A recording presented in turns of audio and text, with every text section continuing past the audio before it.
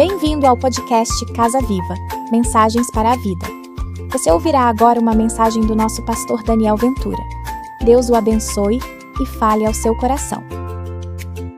Quero convidar você a acessar a sua Bíblia na primeira carta que Paulo, o apóstolo, escreve à igreja de Corinto, 1 Coríntios capítulo 9, e eu quero pedir que você deixe aí o seu texto aberto, seja em forma analógica ou digital. 1 Coríntios capítulo de número 9. Estamos aí vivendo um tempo global e participamos hoje de um fragmento deste encontro, que é a Copa do Mundo. E é muito interessante porque durante esses dias, durante essas 5 semanas que acomodam esses jogos de futebol, reunindo nações de toda a Terra, acontece um fenômeno muito curioso. Milhões de pessoas, e eu me incluo entre elas, nós nos tornamos meio que especialistas de futebol da noite para o dia. É interessante que aqueles que sequer correm para pegar um elevador se tornam nesse período hábeis, técnicos, que são capazes de, com muita convicção, explicar como que os jogadores deveriam correr, o que os jogadores deveriam fazer. Somos capazes de, sentados do nosso sofá, na nossa poltrona, dizer como que os técnicos deveriam tratar e articular, que jogadores deveriam entrar, que estratégias deveriam ser adotadas. Árbitros são alvos do nosso julgamento durante os jogos. Nós, que às vezes estamos ali sentados com nossa pipoca, o nosso guaraná, e acreditando que ali, sentados, temos a competência de dizer e de definir aquilo que está para acontecer. E estou dizendo isso, obviamente, sem propósito de acusar ninguém, até porque, no meu entendimento, há uma beleza muito singular nesses momentos. Esses momentos fazem parte da vida. Deus, na sua bondade, nos permite experimentar dos tempos de lazer, de descontração, de confraternização, tempos marcados por alegria, tempos marcados por emoção, por tensões, e que tensões, mostrando que tudo isso, de alguma forma, faz parte da vida. E o futebol, essa arte, tem a capacidade de reunir alegria, drama, habilidade, ao mesmo tempo esperança, agonia, que vivemos hoje. Tudo ao mesmo tempo. Sentados diante de uma tela, nós experimentamos de tudo isso. O futebol arte tem essa capacidade também de reunir pessoas, reunir famílias, e dentre aquele período de poucas horas, fazer com que uma nação pare e direcione os seus olhares exatamente para a mesma direção. O meu propósito hoje não é falar sobre, com condenação ou não, sobre quem torceu, falar sobre quem vibrou, sobre quem lamentou, até porque o Evangelho não nos chama a desprezar os momentos da vida. O Evangelho não nos chama a desprezar as alegrias simples da vida. Não há pecado algum celebrar um gol, não há nada de errado em sofrermos por um pênalti mal batido. Faz parte. Faz parte compartilharmos esses momentos com quem nós nutrimos fraternidade, irmandade, carinho, amor. Isso faz parte da dinâmica da vida. Mas eu queria, tirando os aspectos do futebol e do que o futebol, especialmente neste tempo, gera diante de nós, talvez trazer uma lição que a Copa pode trazer ao nosso coração nesta noite, que é que é lembrar você e lembrar a mim que toda glória e toda vitória terrena são passageiras. Eu acho que essa pode ser, sim, uma lição para esse tempo. Porque se nós olharmos, e de forma muito racional, projetarmos a nossa mente, o nosso coração sobre o fenômeno esporte, nós concluiremos que todo troféu adquirido por aquele que, de forma disciplinar, guerrida, conseguiu ultrapassar os obstáculos, chegar ao final e, por mérito, subir a taça, nós sabemos que essa taça, depois de meros instantes de celebração, com o tempo estará escanteada e, de alguma forma, sendo alcançada pela poeira da vida. Todo campeão, em algum momento da história, será substituído. E a Copa mostra isso para nós. De que a euforia de hoje há de se tornar amanhã apenas uma lembrança. Portanto, o problema não é celebrar a vitória. O problema não é sentir o peso da derrota. O problema começa quando nós esperamos desses momentos passageiros da vida, esses fragmentos da existência, aquilo que só Deus pode dar a nós. Alegria permanente, paz permanente, esperança permanente. E é interessante porque o apóstolo Paulo compreendia isso, de tal modo que ele redige uma carta a uma comunidade marcada pelo esporte, marcada e familiarizada com as competições. Corinto era assim também conhecido por suas competições atléticas. Tanto que no capítulo 9 de 1 Coríntios, nos versos 24 e 25, o apóstolo Paulo se dirige a essa comunidade familiarizada com o esporte, com o atletismo, e pergunta: não sabeis vós que os que correm nos estádios, todos, na verdade, correm, mas um só leva o prêmio? Correi de tal maneira que o alcanceis. Todo atleta em tudo se domina. Aqueles para alcançar uma coroa corruptível. Nós, porém, e aí Paulo se dirige a você e a mim, nós somos diferentes. Porque nós corremos uma corrida que garante ao final da jornada empreendida com esforço e dedicação uma coroa, um prêmio, que o próprio apóstolo Paulo qualifica como incorruptível.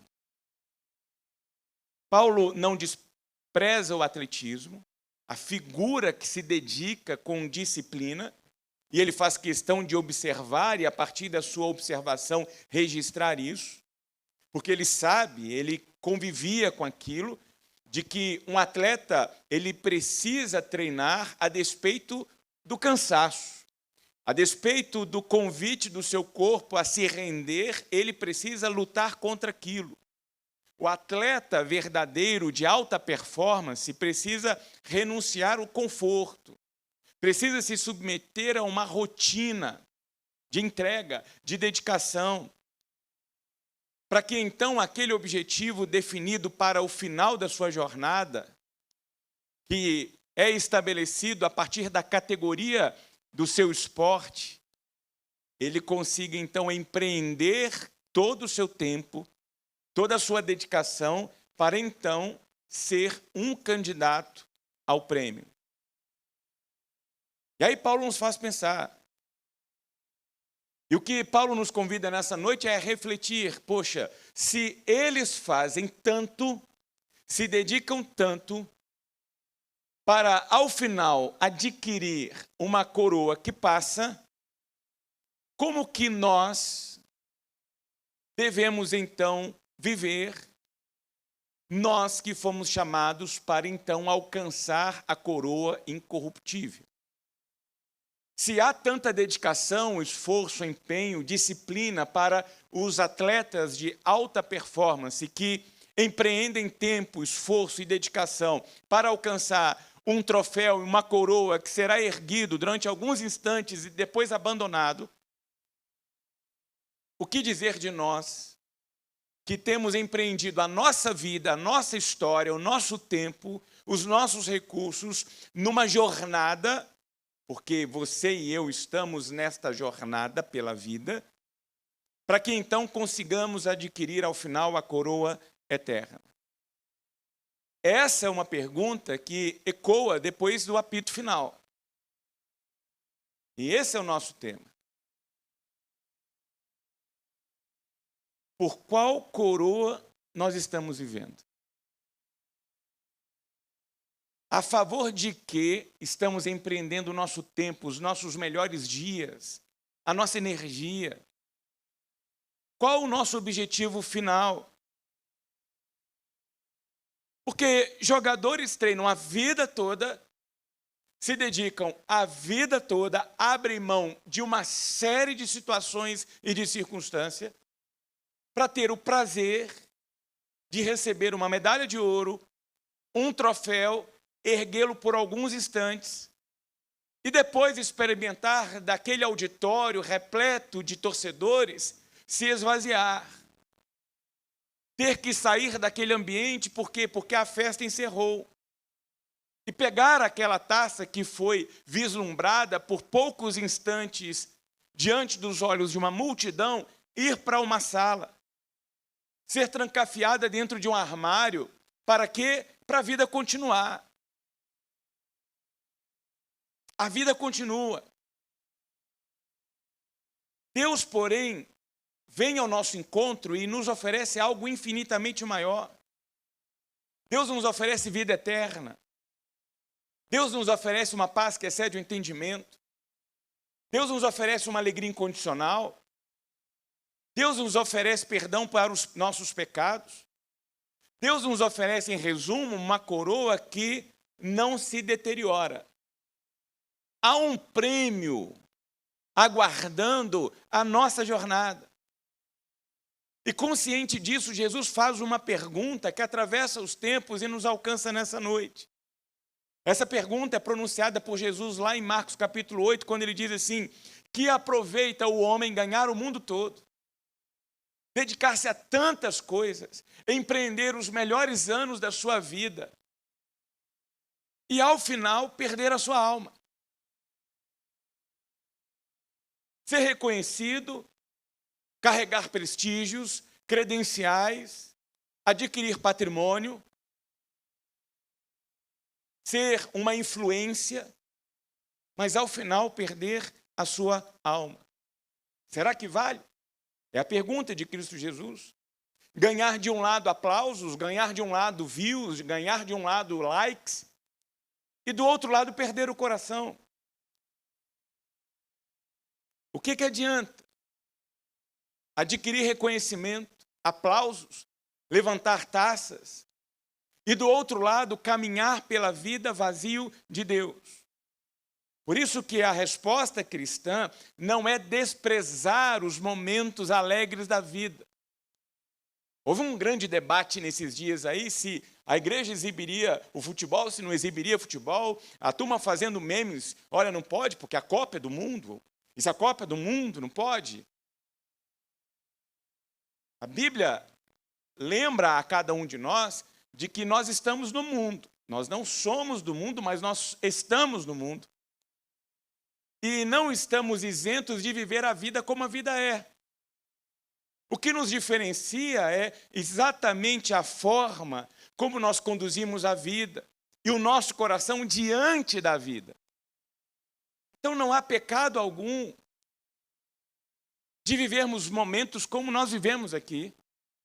Porque o objetivo da palavra de Deus não é que a gente despreze a vida com aquilo que há na vida, mas que a gente consiga preservar o coração diante desses momentos.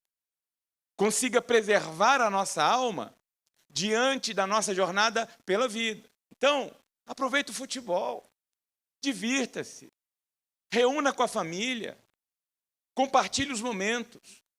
É para torcer sim, é para vibrar sim, é para se emocionar sim, é para dar salto na cadeira, é para reclamar do jogador que não jogou bem. Faz parte. Não há nada de errado nisso. O que nós não podemos fazer é pedir ou esperar que o futebol ou qualquer outra coisa da vida possa substituir nos nossos corações aquilo que só Deus pode fazer. Nós não podemos esperar sentido e significado para a nossa existência quando nós projetamos tudo o que somos, tudo o que temos e tudo aquilo que esperamos nas coisas dessa vida. Porque nem o futebol, nem qualquer outra coisa é capaz de entregar a nós aquilo que só o Espírito Santo de Deus pode nos entregar. Porque o futebol pode gerar emoção, sim, mas não é capaz de, por exemplo, nos dar salvação. Os momentos de descontração geram alegria no nosso coração, sim, mas não são capazes de gerar sobre as nossas vidas redenção. Hoje a nossa seleção perdeu. É motivo, sim, da gente se lamentar. E tudo bem, faz parte. A derrota entristece, frustra as nossas expectativas.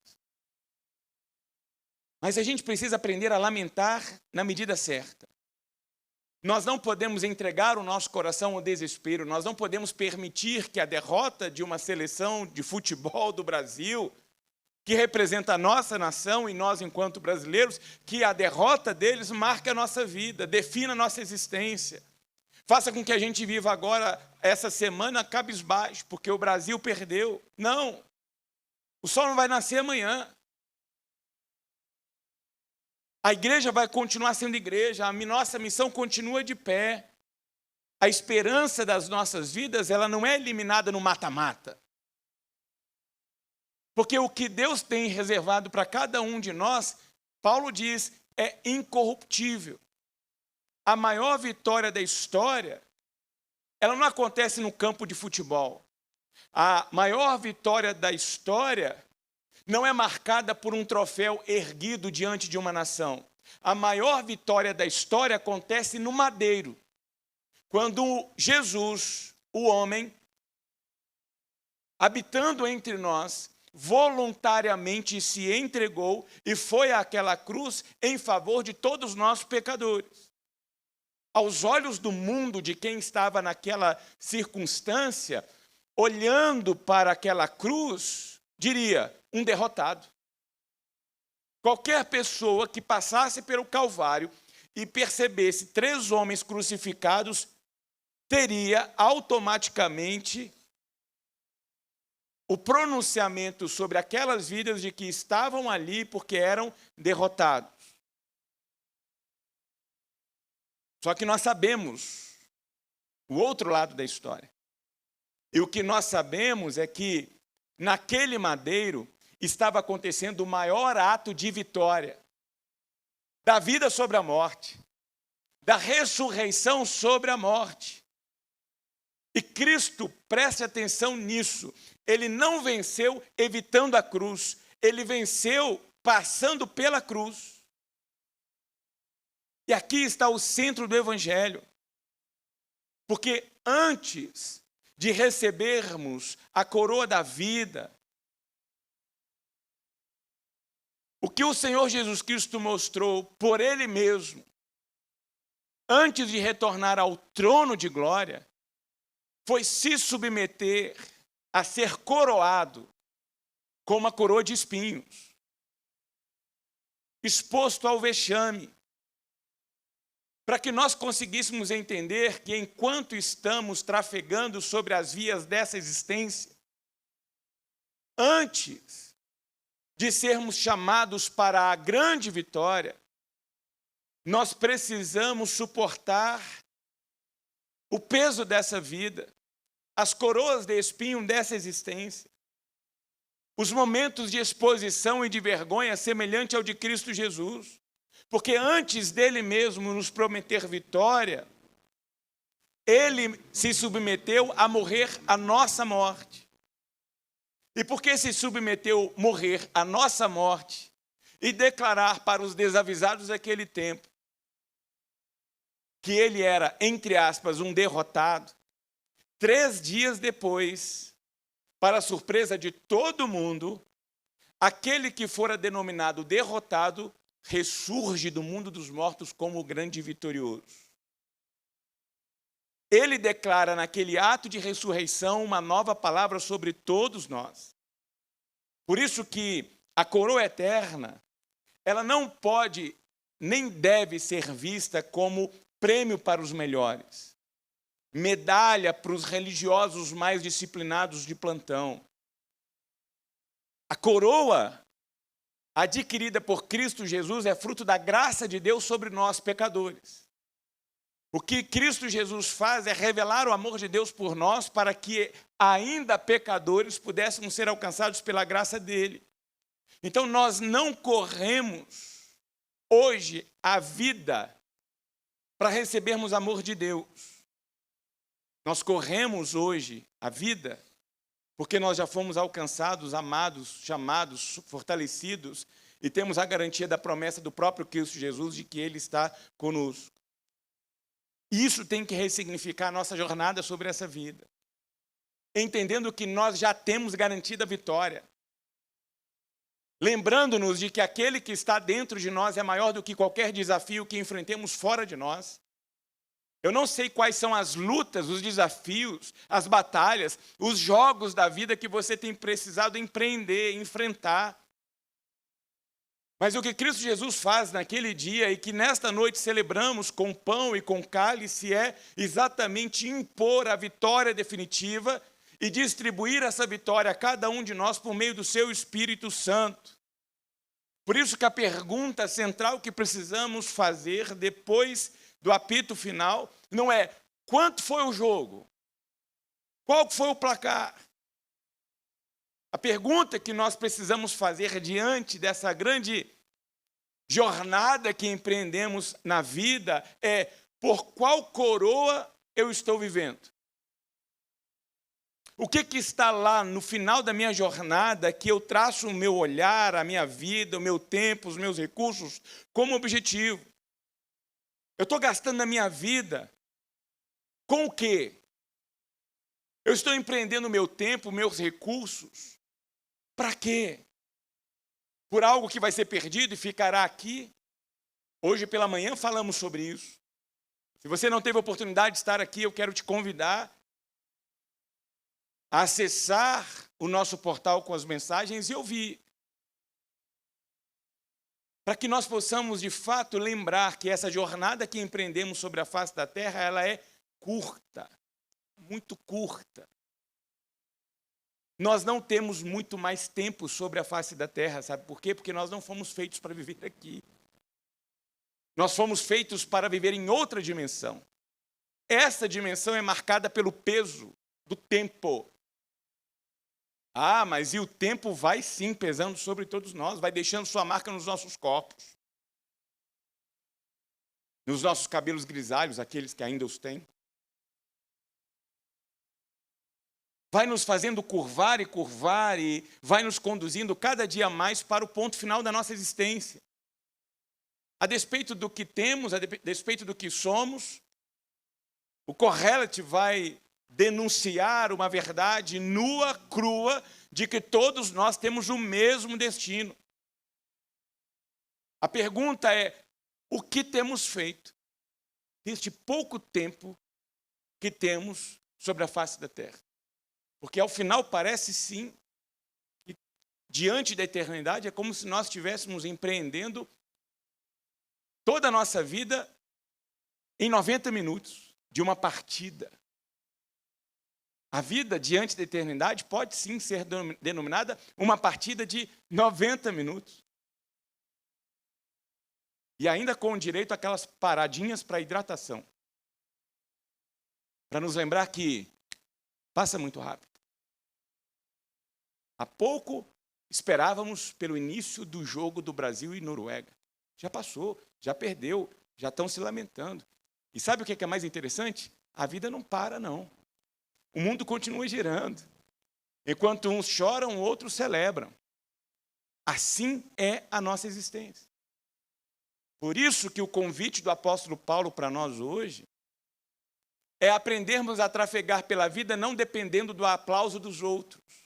Aprender a andar pela vida não submisso às conquistas, para que então essas conquistas empreendam sobre cada um de nós valor.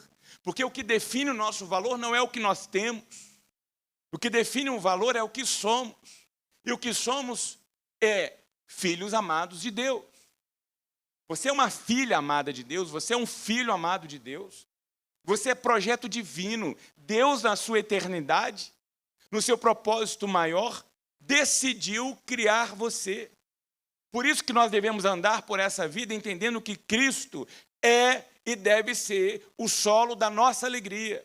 Porque a nossa alegria não está condicionada àquilo que temos, não está condicionada a termos saúde, não está condicionada a estarmos empregados. A nossa alegria está condicionada na pessoa de Cristo Jesus, a nossa esperança, o nosso socorro bem presente no meio das nossas angústias. Aí nós podemos encarar a vida como a vida é, com os seus percalços, com os seus obstáculos, entendendo que nada pode nos separar do amor de Deus que está em Cristo Jesus.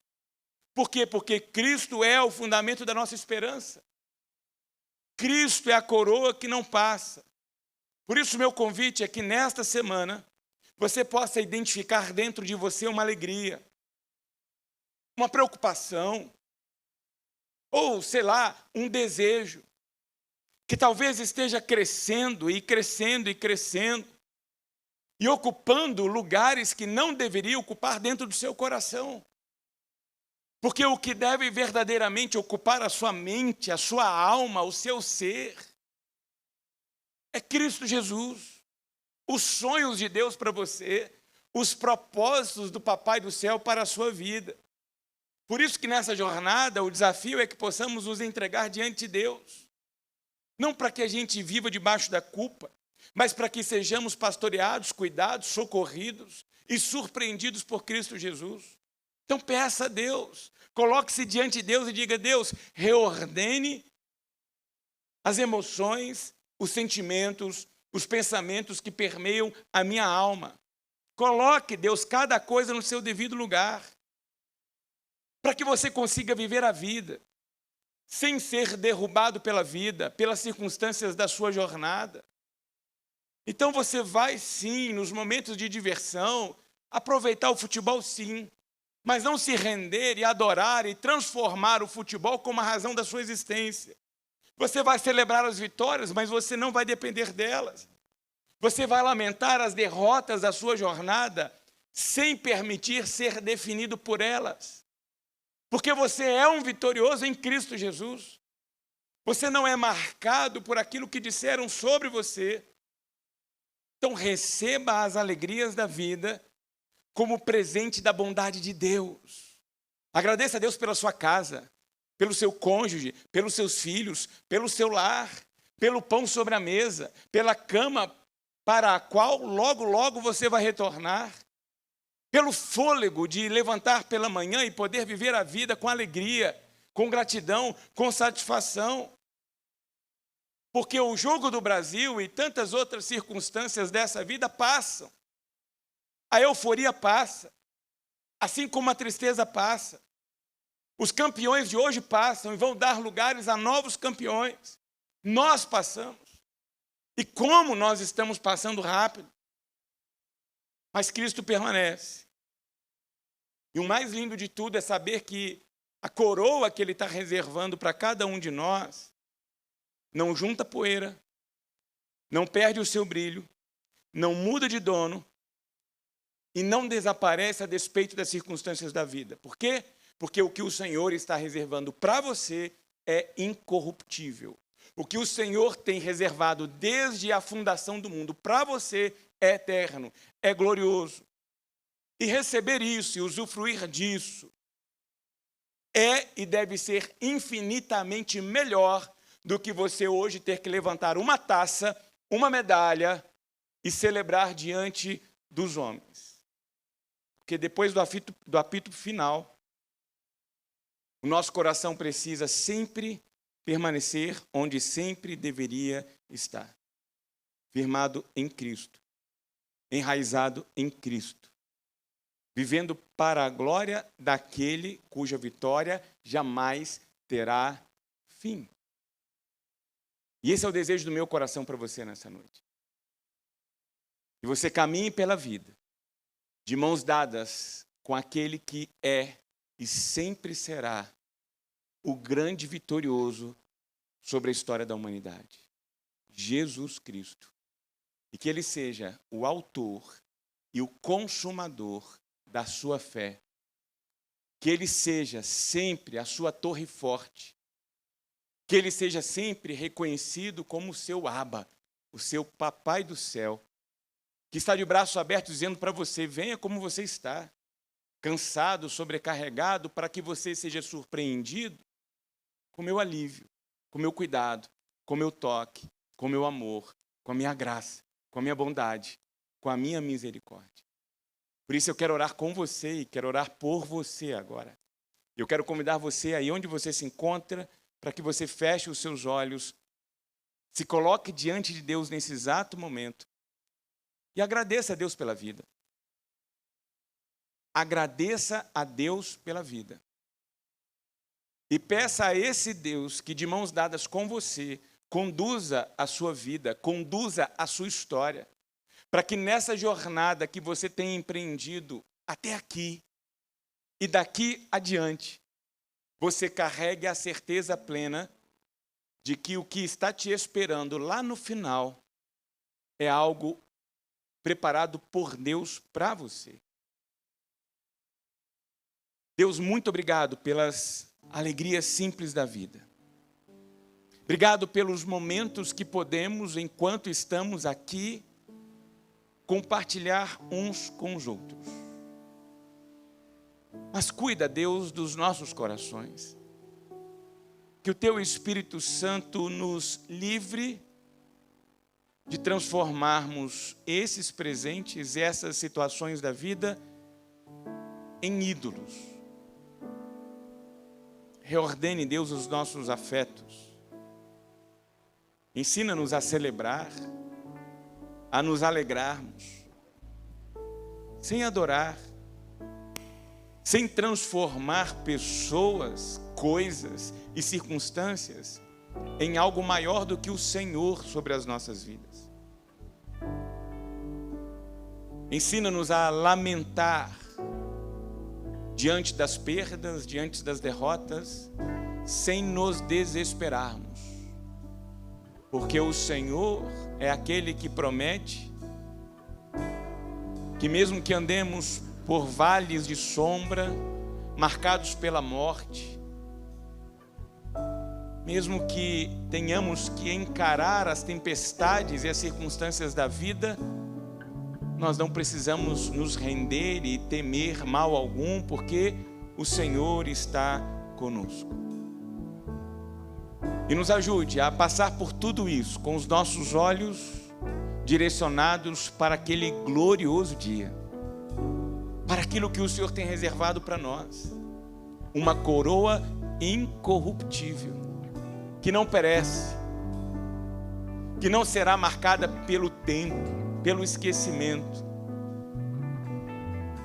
A coroa conquistada por Jesus Cristo, que por amor a nós se entregou em nosso favor, tomou o nosso lugar, subiu aquele madeiro, recebeu uma coroa de espinhos para que nós pudéssemos hoje usufruir sobre as nossas vidas e sobre a nossa existência da coroa da vida.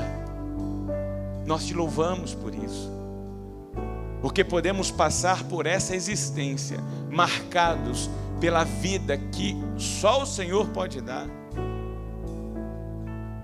Uma vida marcada pelo sentido, pelo significado, pelo propósito, pela alegria, pelo amor, pela graça, pelo favor dos céus. Lembre-nos sempre disso, ó Deus. E firme os nossos corações, as nossas mentes, os nossos passos em Cristo Jesus. Senhor nosso, aquele que venceu, para que hoje pudéssemos andar pela vida com a certeza de que já somos mais do que vencedores nele. Visite cada filho e cada filha do Senhor nessa hora. Derrame sobre seus corações graça.